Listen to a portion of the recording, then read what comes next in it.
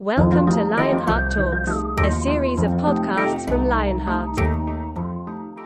Hello and welcome to the LionHeart Talks podcast. This episode has been specifically designed for today, Time to Talk Day. We hear so often from the people that we support that they've found it difficult to talk about the issues that they're going through or facing. And this is why we wanted to do an episode specifically for Time to Talk Day. So I'm your host for today's podcast. My name's Jo Grant, and I'm joined today by my colleagues from LionHeart, Ben and Mark. You both work at LionHeart, as I've just said. Do you want to give us a brief overview of what you do? So I'm Ben. I've worked for LionHeart for just over 8 years. I'm a support officer, so I deal with incoming calls from members and their families, and will support members through talking or through other means as well. Fantastic. Thanks, Ben. Over to you, Mark. I'm Mark. I'm a counsellor at LionHeart. I've been with LionHeart for just over 5 years. I support a group of both RICS members and dependents of members, and work with them on a either weekly or fortnightly basis. Fantastic. Thanks, Mark. As I just mentioned, today is Time to Talk Day. This is a national event and aimed at specifically encouraging people to talk about mental health and encourage conversations. So mental health is something that can affect anybody at any point in their life. Stigma means many people still struggle to speak up, and that's why we wanted to do this podcast today. So let's move on to our first question. As we said, Time to Talk Day is all about encouraging people to talk more about mental health. Sat here, we know that there are benefits of talking about mental health. It's part of your day jobs. We know there are still plenty of people, however, that don't. So let's start with asking, why is talking about mental health so important? One of the big ones I hear in the work that I do is people who don't talk feel really, really isolated. And if you're kind of dealing with negative thoughts, feelings, emotions, then kind of feeling isolated with that can really just make that feel just so much worse. I think from myself and the people that I work with, a lot of people find the first call the hardest to make, and I think you hear the relief from a lot of people when you've talked to them for a while about mental health issues or other issues, and the relief that they've had of that first initial just getting it all off their chest, because they've not been either not felt comfortable talking to friends and family, or they've not had anybody to talk to about it. And the first time that they do, I think, gives people real benefit.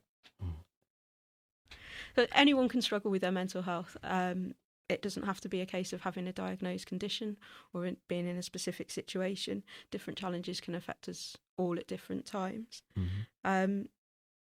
Do you think that perhaps people struggle to talk about mental health, or if they're struggling because they feel that nothing's been diagnosed, or they need a diagnosis before they're able to say they're struggling with their mental health? Absolutely. I think another thing that people think is they shouldn't get help for things because there are other people in worse positions than them. Yeah. And while that could be absolutely the case, there could be people we know what's going on in the world at the moment, but other people having more severe problems than yourself doesn't discount the problems that you've got. Absolutely, yeah. Really would agree with that. And it's about what's going on for that person at that period of time. And yeah, I think there's also kind of a fear and anxiety around judgment, and kind of needing to kind of get your head down and kind of just work through whatever's going on, and actually sometimes by doing that you're just kind of compounding the issue. Yeah. I think as well that by talking to somebody's got to admit to themselves that they've got a problem or that there's an issue that they're going through. Yeah. And I think that can be a really difficult thing to admit to yourself as well. Mm-hmm. And it's perhaps easier to say, oh, well, I'm not in their situation, I'm not going through that, so therefore my experience isn't valid, or how I'm feeling isn't valid, so therefore I shouldn't speak to someone. Mm-hmm. Or I don't need to, I'll soldier through it. Yeah, I'll carry on. Absolutely. But I guess quite often what we do find is people who have spoken then wish that they'd spoken to somebody sooner or asked for help sooner. Yeah, definitely. It's definitely my experience. as Ben said, kind of making that first call is probably one of the hardest things. But actually, because of the support we can provide, and it's not just counselling, but there's so much other stuff we can do. Actually, yeah, you do get to hear that actually people do wish they'd been able to make that call sooner. I've heard it so many times from having the first call with somebody when you come to end the call and they're saying, I wish I'd talked to you 6 months ago, or I wish I'd made this call earlier, like Mark's just said. We get it in feedback all the time. Yeah. That's a really important point that you guys make quite regularly as support officers, isn't it? That don't wait until crisis point to contact us. Yeah, absolutely. The sooner you can, the sooner you ask for support, the sooner you can help, and the easier it perhaps is to help somebody. So we're thinking about mental health and having conversations. Time to Talk Day is all about having conversations around mental health. If you were, as somebody listening to this, if you've got a friend or a family member or a colleague that you're worried about, they perhaps don't see themselves, different behaviours that you've seen in them, and you're worried about their mental health, how would you suggest that perhaps someone tries to start a conversation around that? Is there any advice or situations that you think it's easier to do that in? I think it's about kind of letting that person know that you're there. Yep. Letting them know that there is somebody who is concerned, who is thinking about them. And actually, I think one of the biggest things is you don't need to be a professional, you don't need to be an expert. You're just trying to connect with another human, which is, something that we all do all of the time. Yeah.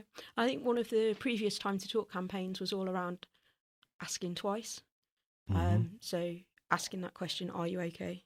And then asking that question again, because it's so common, isn't it? Or it's just commonplace for anyone nowadays to ask, are you okay? And just get the response, yeah, I'm fine. Or how are you doing? Yeah, I'm good, thanks. Without really thinking. It's not really a question that offers that chance to answer. People don't feel that they can answer it truthfully quite often. They feel that they've got to just go with the set responses that we always offer in those situations. Yeah. So never be afraid, I guess, to ask that question twice. Rephrasing it sometimes, it's a stock question, I guess, but coming back to it and maybe rephrasing it that second time just slightly differently might help. Yeah. I do think it's really important in those times, though, to make sure that it's not framed in a confrontational way. It's not an intervention. The person needs to be ready to talk to you. There is, if you keep going with somebody that's not ready to talk to you, you're just going to alienate them. They're not going to show up to things. So I think if you can try and do it subtly, if you can do something, things like going for a walk are generally good if that's the sort of thing that you do, or going for a drive, because people find it easier to open up when they're not giving eye contact, basically. Yeah. So if you're walking side by side with somebody and just chatting, try not to push an agenda on them, just try and chat and get a feel for it, and go from there. I think if you push somebody, you're going to push them away, and they won't talk at all. And if they're ready, they will talk to you. And I think that sometimes they might not want to talk to their friends about things either, and they might not want to talk to their family about it, depending on what the issue is. And you have to respect that. You have to, without any offence or ego, just allow them to do it, but let them know that you're there, and let them come to you. And it might then be a case of, if you start with, are you okay? Or I recognise you don't seem yourself recently. Is everything okay? They may say they're fine and nothing there, but it almost gives that opportunity to come back at a later date or a few days later and say, look, I've been thinking about what you said. Actually, can we have a chat? Yeah. And I think it is, and I think keep it light might not be the right word, but keep it sort of soft. Yeah. So if you say you've not been yourself, don't be like, you seem depressed or you seem something like that, but you don't seem to have it, your sense of humour isn't the same, or something simple, something that's not as sort of invasive or anything like that. Just you seem a bit quieter than normal, or I've not seen you at football or anything like that. I would use. I think Ben's point was really a really good one as well. It's about the person who you're trying to engage with. It's about their agenda. It's not about you going in and wanting to fix things or save them or anything like that. You've really got to allow that person the time and the space to to kind of do what they need to do. And if they are ready to talk, as Ben said, then, you know, they'll take that offer. And help make them aware that you're there and happy to have that conversation if they want it. But it is in their court and it's up to them. Yeah.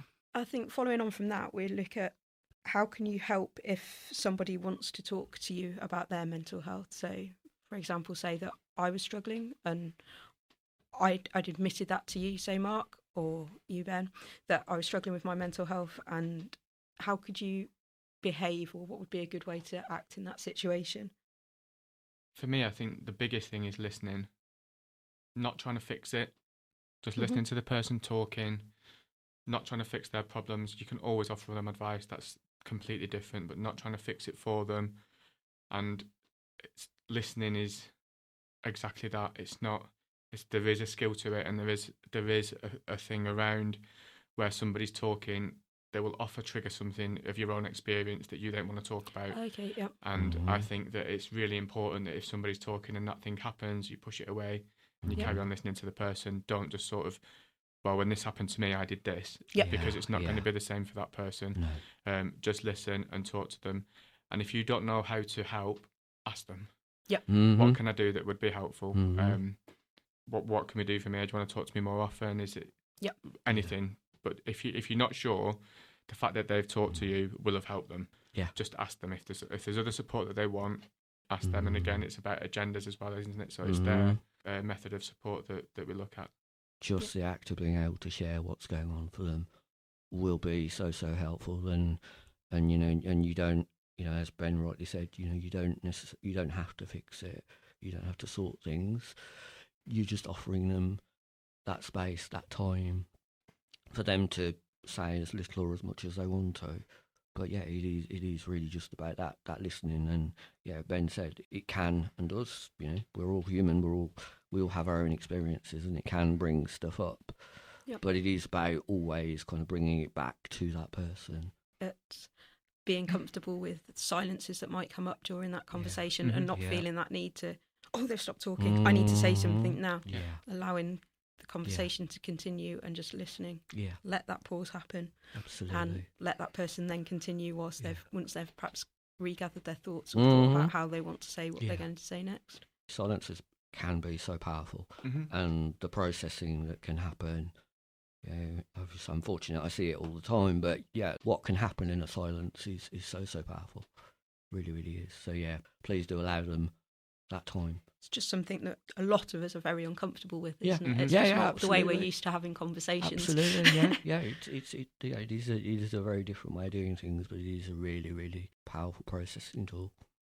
I think as well, like it could be that they've run out of things to say and they don't know what to say anymore. But if you leave the silence long enough, they'll tell you that. They'll end up saying like, I don't really know what else to say about it or something like that. But the danger you've got with breaking the silence is they could be processing something, or they could have got to some kind of resolution themselves, or they could be getting upset, and it needs to go through without sort of stopping them or changing the subject. Yeah. It's bringing it back to them and staying with them rather than kind of bringing your own stuff in.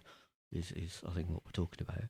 So the next thing I wanted to talk about or think about was if you're struggling with your mental health. We've just mentioned or spoken about how talking to someone really can help and can be really important.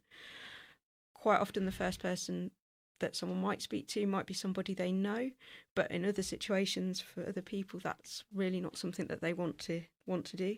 It can be quite hard to talk about how you're really feeling or what's going on with somebody that you're close to because of, I guess, fear of judgment or wondering what they'll think of you next. And even if you have got supportive friends or family, there's benefits, isn't there, to talking to somebody that you don't know. So perhaps as a RICS member, coming through to LionHeart, talking to yourselves. So what would you say to people about the benefits and the reasons why it might be a good idea to contact someone like LionHeart and talk to somebody that's impartial or someone that they don't know? The other relationships are always going to be there. You're always going to be, you know, maybe subconsciously, but you're always going to be maybe filtering or editing what you're saying based on that relationship. If you're, I don't know, talking to a family member, then yeah, that might get complicated. Also with friends as well and family, they won't want to let somebody struggle. They'll want to try and fix it which, is totally understandable. But, as Ben said earlier, it isn't about fixing an issue. It's just about allowing somebody that time and space to talk, which, isn't always easy when you're that close to a person. I agree. And I think that talking to somebody that you don't know has massive benefit, because you can say exactly how you're feeling. You don't have to edit yourself, where with family, you can have the most supportive family and friends network. However, there can be issues where there's something that's happened where you can talk to them to a degree, but you don't feel that you can tell them everything, because you might not want to worry them. You might not want to feel judged. There can be loads of reasons for it, and talking to somebody else can be really helpful. For example, if you had maybe a life-threatening illness, something like that, you could talk to your family and friends and tell them what's happening, and tell them what treatment you're having, and tell them how you're feeling and everything like that. But you could get to a point where you think, I can't just keep talking to them about this, and I'm absolutely terrified. Talking to somebody then that you don't know will lift some of that burden. It will really, I guarantee it would really, really help. Being able to talk without judgment, without thinking, without coming off a phone call with your mum or your children or something like that, thinking, I shouldn't have said that. You can say exactly how you feel, and you can say exactly what you're scared of and exactly what's bothering you, and anything like that. Another example would be, say, for if somebody was a carer and they were really struggling, and they were caring for maybe their husband and they've got children, they might not want to tell their children that one of their parents is really a burden on the other parent. They might not want them to think like that, but they may need to talk to somebody about it. I think that one of the main reasons that people don't talk to either support officers or take up counselling or go to their GP to talk about something is because they've got supportive family and friends, so they think that they shouldn't have to. Just because you've got supportive family and friends doesn't mean that you've completed that sort of space. There is still other help that you could access. Absolutely, I think that's really, really important. I mean, as you say, it's great to know that people do have that, but as you say, you've also got that additional space where it really can be about you, and what you want to say, and you can kind of, I guess, you've put that time aside, and it's kind of got a clear end to it as well, hasn't it? You know that it's not going to be a conversation that's going to be brought back up at a time that you're not expecting, or it's something you said might be shared with somebody else that may happen if you're talking to friends or family because they're worried about you, rather than not because they want to go against a confidence or spread rumours, but they're worried and they don't know what else to do with the information that you've shared. Absolutely, and there's so many benefits to having that confidential space, isn't there, to be sharing and being honest and being able to process what's happening. I think on the flip side of us saying about when you listen, don't try and fix, there could be issues as well with somebody wanting to talk about something but thinking, if I talk to this person about it, they're going to try and fix it, and I don't need them to. I just need them to listen. So speak to somebody that you don't know. Come and speak to LionHeart. And I think that moves me on really nicely, because my next question was, or point was, LionHeart are here for RICS professionals and their families. But how does calling LionHeart work? Somebody may have listened to us now, them thinking, actually, I could do with some support. I'm not sure where to go. Well, if you're an RICS professional, we really do encourage you to contact LionHeart. If you're worried about what happens if you do that, let's talk about that now. So I make a phone call to the helpline. What happens at that point? So that person would come to us and would speak to me, or would speak to one of the other support officers, Claire or Tracy. We would talk them through whatever they wanted to talk through. If there was practical things that we could help them with, we would either use some of the services that we already have or try and find services that would suit us. If they needed emotional support, they could get that on an ongoing basis through a support officer.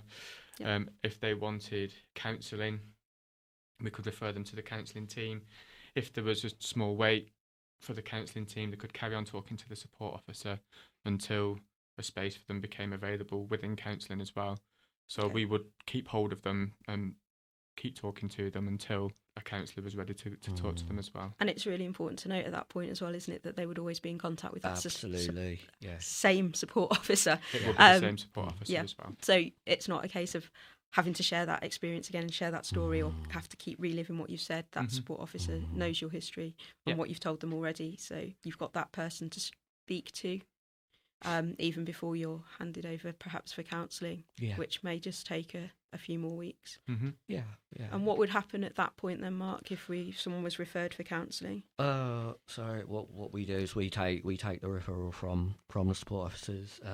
When we have space available, we would then contact the person to set up an assessment call with them. So that would basically be us getting to know that person, but also giving them the opportunity for them to get to know us and just work out what's going on for them at that point. Start to get thoughts around what we think, what we could do to support them. Sessions would then, depending on the outcome of the assessment, sessions would usually start. Usually the next week, but obviously it depends on what's going on for that person. Yep. Sessions are usually weekly. We do occasionally do fortnightly as well. Okay. And it'll usually go on for up to a maximum of 10 sessions. Okay. And is that about 50 minutes a session? Yeah, it's 50 minutes a session, approximately. So it like as you said earlier, it gives people that set, defined chunk of time that they know about. We're aware we're working mostly with professionals, so we are usually really good at making sure the appointments are in the diary in advance, and so that everybody knows where they stand. And I think the really important thing to mention here that we haven't said is that support through LionHeart is free. Absolutely. to you as the RICS professional. Yeah. And also, if after the 10 sessions with the counselling team, if the member or the family still wanted to talk to somebody, they could come back to the support officer that they spoke to before, and carry on to talking that way as well. Yeah. Oh, fantastic. And through working with that support officer, if there's other ways that we could help linked to that reason that you've made that initial contact, quite often I guess people make an initial contact with one specific reason in mind, but there may be other areas that they weren't thinking that we could help with that we can help with as well. Yeah. Absolutely. So it's always worth giving us a call if you're struggling or not sure where to turn. Yeah. And I would always say if a member's not sure whether or not we can help, just let us try.